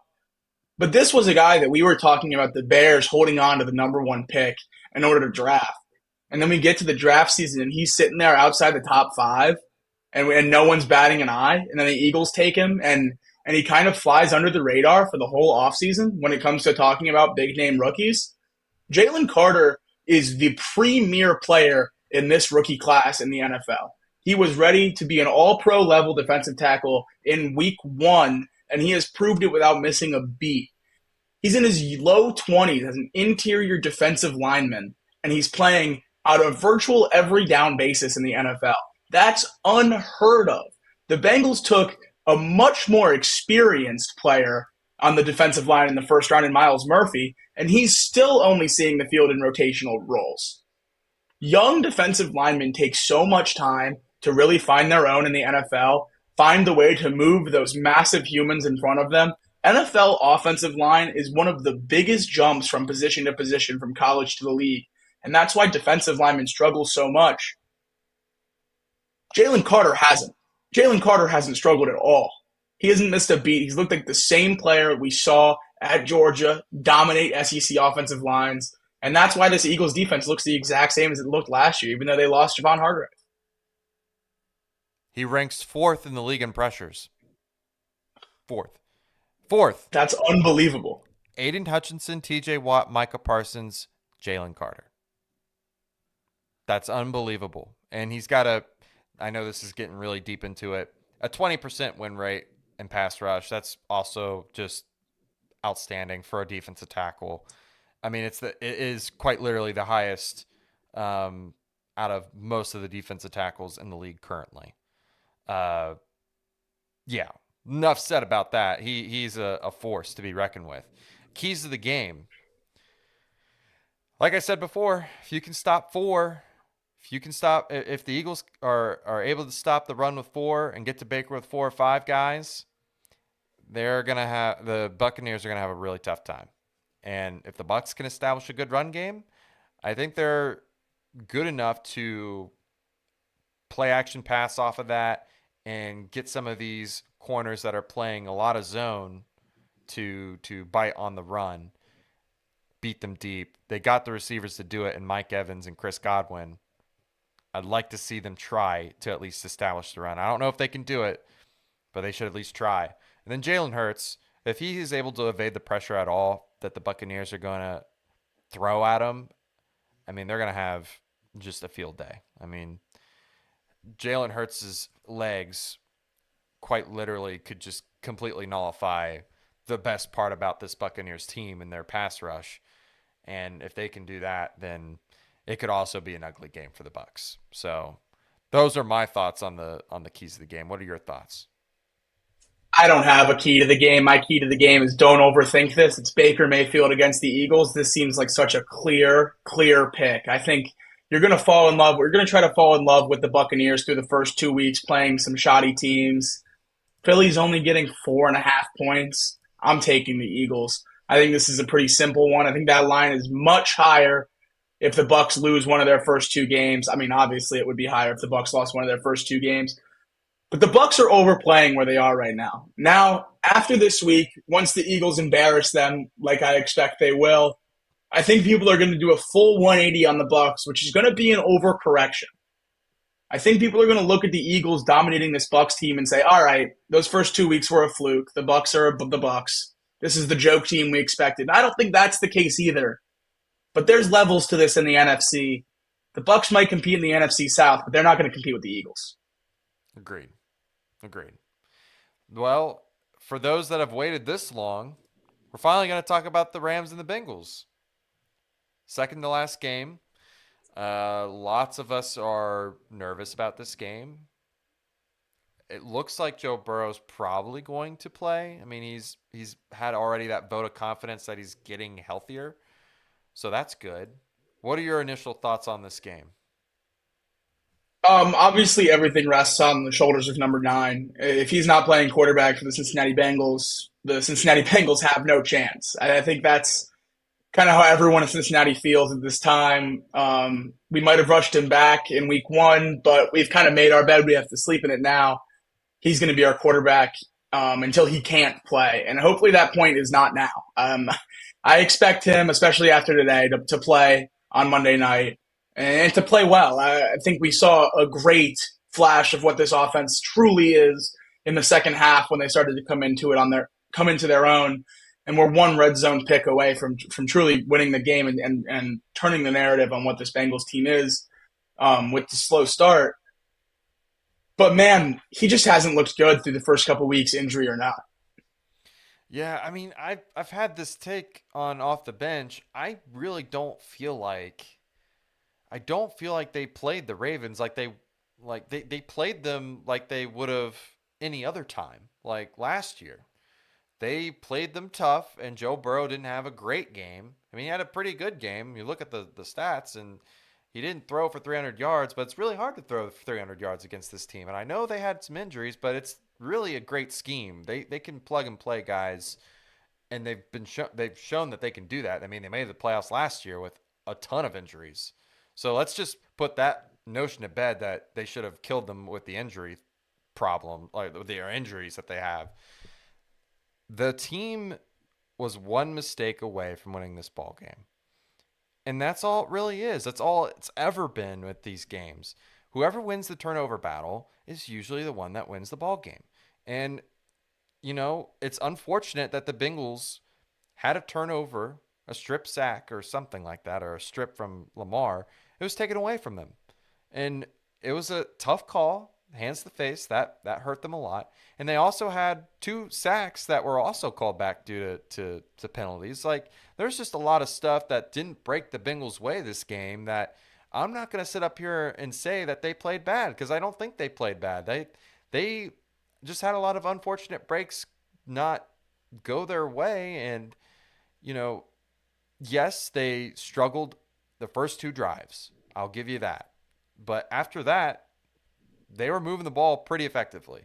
And I think it's really hard to stop Lamar Jackson. I just think it is. I think he's really developed a lot since 2021 to where he can throw the deep ball on a dime. And Zay Flowers has really unlocked another level to this offense that it's just, I think it's just going to be a tough game from here on out, man. I don't think we're going to see the 2021 Ravens anymore. We're not seeing the 1,000-yard game or the 1,000 yards in both games. We're going to be seeing a 200-yard game from Joe Burrow from here on out against the Ravens. Yeah, no, I think the 0-2 start has been slightly overblown by the fact that we have played two very very good defenses and two contending teams. I mean, we haven't played bums. These losses are to division rivals in hard fought games that were close. Uh, Both of these games were close. I don't know. I feel I'm in a good place with the Bengals as long as Joe plays. And I know we keep saying that, but that is really just all it comes down to me. The other thing about the Bengals offense that this isn't a genuine question, but it is kind of where my head's at right now. Is every game just going to be either or? We saw Jamar Chase get every catch in week one, and then T. Higgins get every catch in week two. Are we falling into this trap of going one receiver each game and then not really unlocking this offense? Yeah, I don't. That's the problem, right? We've had this conversation time and time again about them. The play calling, the creativity to be able to get these guys some easy catches, it just isn't there, man. They have to fight tooth and nail just to get the ball thrown to them because they're already at a disadvantage. They're not able to do double. They're not able to like do a double. What am I trying to say? A double play? Not a double play, but they're not able to have dynamic routes. It's one cut and go. It's a lot of just stop and go. It's very simple routes for them, and until that changes, I just don't see how they. I don't see how they can potentially get two receivers with really great days. It just feels like they're going to keep going back and forth. T. Higgins is going to have a great game. Jamar Chase is going to have a really great game. And until they can figure something out, I don't see how that's ever going to change. T. Higgins was the guy last week, 8 catches for 89 yards and 2 touchdowns. And you know, there's an interesting stat. Now I'm thinking about it. Now that we brought up the receiver issue, whenever T. Higgins is the leading receiver, Jacob, the Bengals are 9-18. Wow. That's Wow. a very telling stat, right? It pretty much says that they're either one, shutting down Jamar Chase, or two, T. Higgins isn't the game breaker that we're all making him out to be. You know what I'm saying? Like it's just it's a tough stat, but it's a stat nonetheless that we have to look at and say we really need Jamar Chase to go off in games in order to win. To me, that's a Jamar Chase stat less than it is a T Higgins stat. I don't think that's a knock on T Higgins. I wouldn't say T Higgins did anything on Sunday that would give him a negative grade on my report card. I think he played a truly great game. He had 12 targets. He hauled in 8 of those balls for almost 90 yards and 2 touchdowns. Not much more you can want, but when you have a player like Jamar Chase and what he can do for the offense, I think you have to get him the ball because you plan on getting him the ball. And when you can't run your offense the way you plan and the way you practice, you're going to fail. And here we see T. Higgins making plays. And that's what he does. He gets open and he makes catches. And that's why he's the best number 2 receiver in the league. But this offense only works currently with him as the number 2 receiver. Jamar Chase has to get going. Joe Burrow looks better when he can throw the ball to Jamar Chase. He's more comfortable throwing the ball to Jamar Chase. T. Higgins is an elite complement, but Jamar is how this thing goes, and Jamar is how this wide receiver room is built. Yeah, I mean, I have to agree with you. And, you know, like I said, until things change, I just don't see how one receiver can't, I don't see how both eat unless, Joe Burrow is having a 500-yard day. I just don't know how they are able to get both involved. I want both of them involved. I don't think that's going to happen anytime soon. Now, a guy recently getting involved for the Rams. I'm going to jump over to the Rams a little bit. Puka Nacua, man. I mean, he's already breaking records as a rookie. 25 catches for 266 yards. Are we kidding? And the one thing that's even more crazy to me, 100 plus of that is after the catch. Jacob, that's incredible. I mean, this isn't like he's just catching it and dropping down. I mean, he's actually dynamic. He's actually making plays out there. It's not just all Matthew Stafford. I really like Puka Nacua in this offense. And I am very excited to see what it's like when Cooper Kupp comes back. I don't know if that unlocks a whole new dynamic offense or what that looks like for Puka Nacua.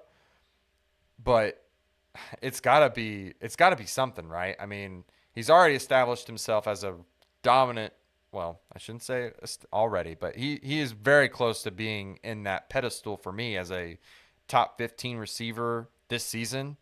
And if he continues, he could be maybe one of the best in the league. You had me there for a while, and then you lost me there at the end. But yeah, Puka Nacua has been great to start this year. He's had an insane target share, and yeah, he's had over 100 yards in both games. But it's just truly crazy what Matthew Stafford's able to do with nobody. I mean, and you said it there. Puka's had over 100 yards after the catch, which proves that it's not just Matthew Stafford. It's important that we give some credit to Puka Nacua because he has been very good. He's fantasy wide receiver number 2 with no touchdowns. No touchdowns. And he's fantasy wide receiver 2 in PPR leagues.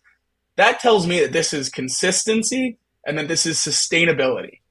There is no way that this drops off if you're getting 20 targets a game. you're going to, at the bottom of that, at the floor of that, haul in 10 of those, and you're sitting there with 15 fantasy points if you have 50 yards on 10 catches. Like, Puka's floor in that Rams offense, the way they're currently running it, is a top 10 fantasy wide receiver, which is unbelievable to say. But I think that's a formula, a product of the system that he's in, and a product of what where he's playing with Matthew Stafford and Sean McVay.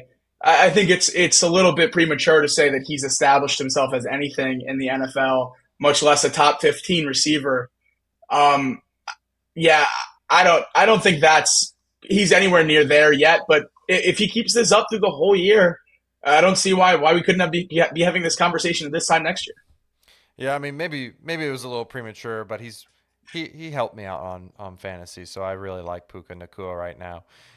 He's been wowing me quite a bit, and maybe it is got something to do with the targets, but you got to catch those targets, and you got to do something with those targets, and he's doing something with those targets. And on top of that, the number 2 receiver right now, Tutu Atwell, he's the perfect.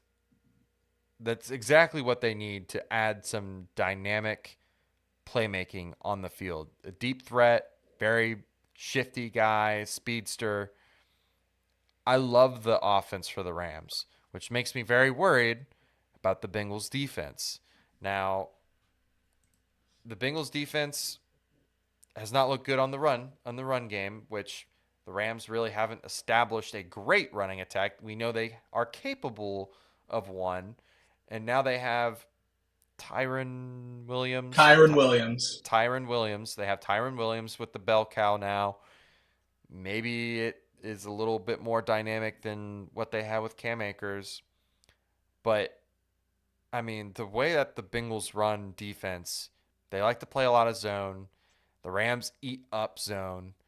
I'm really nervous. I'm really nervous about this game for this defense. On top of that, they can't get pressure right now, and they can't get home with that pressure. And if Matthew Stafford has all day to throw, this is not going to be a good game for the Bengals. Yeah, look, the Bengals defense is why I would have questions about this game, not the Rams offense. I think the Bengals defense has the ability and the players to match what the Rams are going to do offensively and be okay. They haven't shown it yet.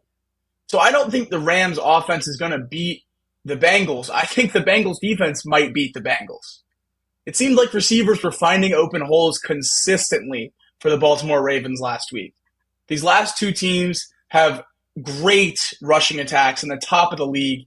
So I don't think it's quite fair to grade the Bengals rushing defense on how these first two games have gone, because the Rams aren't nearly what the Browns and Ravens are running the football. But if receivers on the Ravens like Nelson Aguilar are finding open spots in the zone, and Lamar Jackson's able to piece us apart and go downfield for touchdown drives, what is Matthew Stafford going to do? What is Puka Nacua going to do?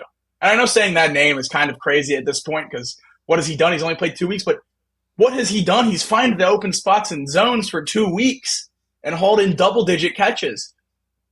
This team, the Rams, seems like they might be built to beat the current issues in the Bengals defense, and that's why the Bengals defense does really worry me this week. Yeah. And we might as well just slightly go over the Rams defense.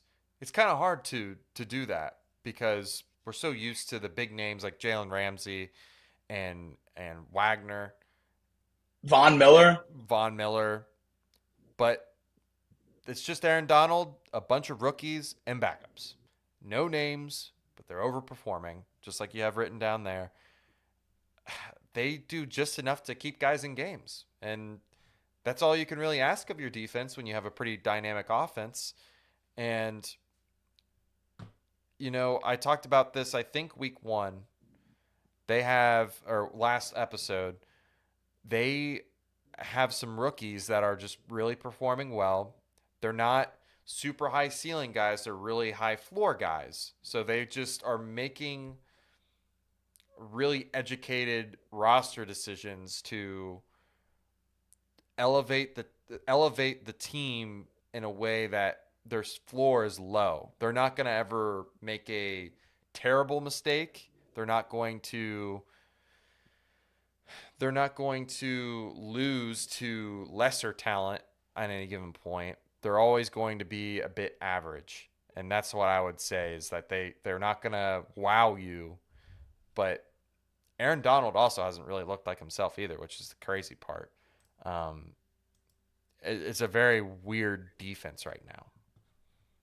Yeah, you said it there. They're going to keep the Rams in ball games, and with a quarterback like Matthew Stafford and the offense that they're able to run, if the Rams are within striking distance, then they have a shot. And I really think the Rams defense is going to be able to do that for them all year long, and just keep them in the mix in the NFC.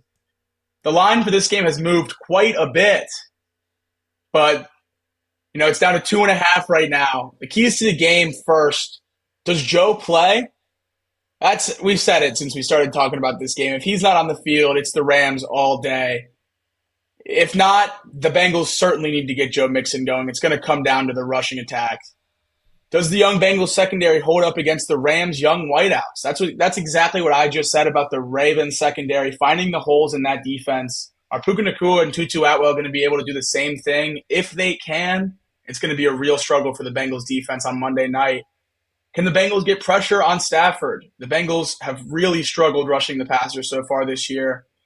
Both quarterbacks who've played so far have had all the time in the world sitting in the pocket. If Matthew Stafford can do the same thing, he's going to absolutely pick us apart. And can the Rams get the run game going? If their offense is completely one-dimensional, they have no shot in this football game. And this is going to be Kyren Williams' really first test. Cam Akers was inactive last week, but he was still on the roster, so you assume he got a lot of work in the practice week. But he was inactive on Sunday, and Kyren Williams played well in his first game as the true number one running back. But this week, he has a full week of preparation and game planning as the guy, knowing that he's going to be the bell cow. And we'll see how that goes. Usually when running backs get their first go-around as the number one guy, it's not too pretty. So I hope the Bengals can take a moment to strike at that opportunity and really make the run game hard for the Rams on Monday night. Yeah. Yeah, so I'm just going to assume, because we're both Bengals fans, that you like -2.5 for the Bengals. I do. And so do I. I'm hoping that they can get the job done, and I have a lot of faith that they can. I just, there's sometimes that you just look at teams and you go, this is a Super Bowl team, they can't go 0-3. Like, they go 0-3, I mean, it's disaster mode for them. So I'm feeling like the Bengals can't afford to go 0-3, so they won't go 0-3. Does that make any sense?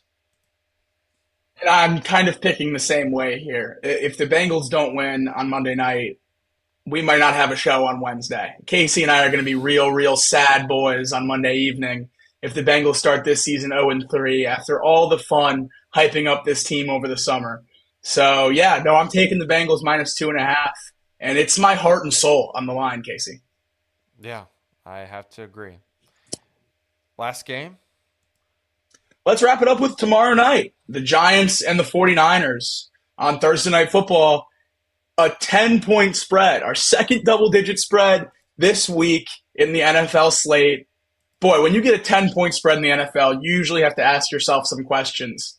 What's going wrong with one of these two teams? And funny enough, you would initially say not a whole lot. The Giants came back from down 20 to beat the Cardinals last week, and they looked pretty good in the second half. The Niners, obviously, we know what they've been able to do in the first 2 weeks of this season. They've looked virtually unbeatable. But the Giants are without Saquon Barkley, and that's the perfect segue into the Giants offense, because what does it look like without 26?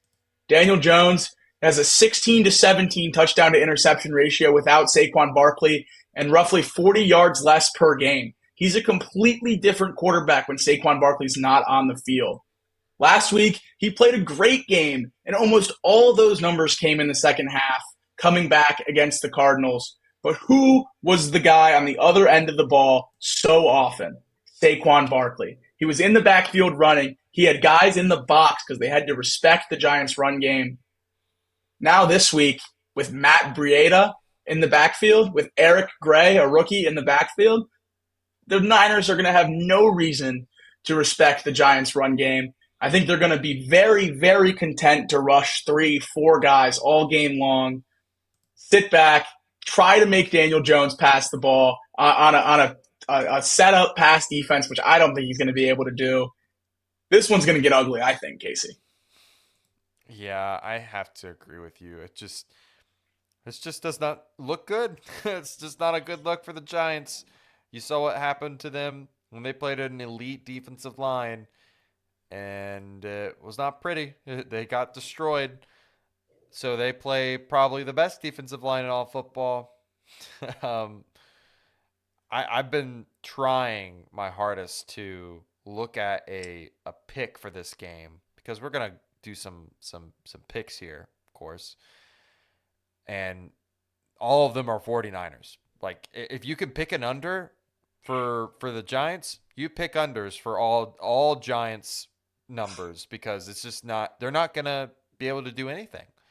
The defense for the 49ers, I've already said, was unfair this season. I dubbed them unfair, and I still believe that, even after the Rams. The Giants, I don't think they have a chance, in all honesty. I don't think they have a chance of even winning this game. 10 points for the cover. Is that even... Do you think that they can score more than that? Because I think they can. I think it could get up to a 3-score game. 10 points. You're giving me two scores with two professional football teams. It's really, really hard for me not to take the plus 10. But like you said, no Saquon Barkley for the Giants offense. They really don't stand a chance, I don't think. I'm going to take the 49ers as well. No Andrew Thomas again this week might be an even bigger story against that Niners defensive front. The pressure on Daniel Jones this week, I think, is going to be just absolutely ridiculous. He's not going to have any time to get the ball to his receivers. Yeah, I think the Giants are going to be in a tough spot on Thursday night. Yeah, I feel bad for them, honestly. I mean, they without Andrew Thomas and Saquon is pitiful. It's just not good for them. And that leads me to the last part of our show, the betting portion of our show, because we only have the props for Thursday night games. We don't have props for the Sunday night games or Monday. So we're going to give you, the viewer, one of our favorite picks. Jacob, do you have one before I give you mine? I wanted to take the rushing over for whoever the Giants starts at running back. Obviously, that's not available yet because the Giants haven't announced a starting running back. It's going to be either Eric Gray or Matt Breida. That line I'm seeing, Betfred doesn't have it up yet, but I'm seeing other places that it's right around the 30s, the low 30s for whoever that running back's going to be. Love that line. I think Daniel Jones is going to get in trouble early in the game. The Giants are going to be forced to run the football. And then you're just going to fall into 40 yards. I think that's just going to be how it works. And I love Matt Breida's rushing total at the low 30s. So I'm actually going to take a different approach to this. I think Daniel Jones is going to have to throw the football. I think they're going to get down early. I think it's going to be a game where they rely on him being able to make some throws. Darius Slayton at 35 yards. I kind of like that. It's not a pretty pick. I know that. But that is one of the picks I would say. And then after that, listen, you just take a flyer on either Nick Bosa, Javon Hargrave, or Eric Armstead to get a sack. I mean, it's plus money on all those guys. So they're going to get a sack. I mean, it's going to happen. This offensive line is horrendous for the Giants. The best is Eric Armstead at plus 165 is what I'm seeing. I'll probably end up taking that. I'll probably end up taking Javon Hargrave anyways at plus 145. Nick Bosa without Andrew Thomas. Maybe I'm taking all three, honestly. They might all get a sack. It would be worth it. Don't parlay them. Just take them individually, and you're going to make your money's worth. So that's my suggestion. I think that's a great pick. With Andrew Thomas out, like we said earlier, that 49ers defensive front is absolutely going to feast on Evan Neal, who has struggled mightily in his young NFL career, and whoever they play at the opposite tackle with Andrew Thomas out. That's a great pick, Casey. Yeah. Since you're And chasing those plus signs with those anytime sacks, are you interested in the 49ers anytime touchdown defensively? ooh. The value on a 49ers defensive touchdown is very nice. And with a backup running back and a weak O line, I think a strip sack, a fumble, maybe even a pick from Daniel Jones, I think that's a pretty good bet as well. Yeah, I have to agree. I mean, just sprinkle. You don't have to put a full thing on it. Just get a little sprinkle. Have Now, a little Thursday night fun. you know what's funny here? I'm just looking at some of the odds here. The 49ers to win with a shutout is plus 1800, which doesn't seem like very good odds because the Giants to win with a shutout is plus 3500. But I Just a guess that quick kind of double. yeah, it kind of I guess that shows you how much faith that they how little faith I guess they have in the Giants. Um, Now, this last part of the show, I just want to say thank you to everyone that's in the chat. It's a bit of a long show this time. I know last week we kind of cut it down quite a bit. This one got a little long, but that's okay. We like to talk about these games. We get passionate about this, and we hope that you all enjoyed. Thank you for watching Lure Up and Chase Hike Camp, Mark Fetters, Derby Stardom, Big Art, Jack Butler. You guys are awesome. Ricky Logan, I saw that you came in. I know you're more of a Reds guy, but thanks for joining us. Chi-Town Real Estate, love you. Natty Ron, gotta love him. Sir Boy was early in the chat. And then, of course, Elliot. Thank you for watching, Elliot. Appreciate it. Thank you, everyone, for watching. Jacob, do you have any final thoughts before we close out this show? You covered it there. Always important to say thank you to everyone. So thanks to everyone for sticking with us for almost 2 hours tonight. We love doing it. Hope you love listening to it. We'll see you guys next week. All right. Peace out, everyone.